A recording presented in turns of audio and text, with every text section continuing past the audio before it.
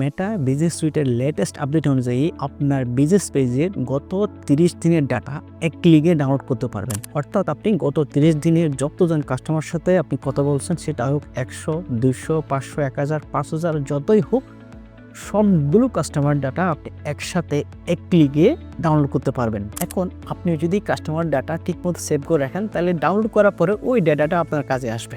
আমি গত ভিডিওতে বিজনেস সুইটে কীভাবে কাস্টমার ডাটা সেভ করে রাখা যায়, কীভাবে ইজিলি কাস্টমার ডাটা মার্ক করে রাখা যায়, আমি ওই ভিডিওটি দেখাইছিলাম। আর আপনারা যারা এখনও আগের ভিডিওটি দেখেন না, তারা চাইলে দেখে আসতে পারে, আমি কমেন্ট বক্সে দিয়ে দিচ্ছি। সো সবার প্রথমে পিসি থেকে বিজনেস সুইটে যাবেন।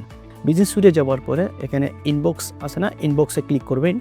ইনবক্সে যাওয়ার পরে কাস্টমার চ্যাটের উপরে এটা দেখেন, এটা ডাউনলোড বাটন আছে।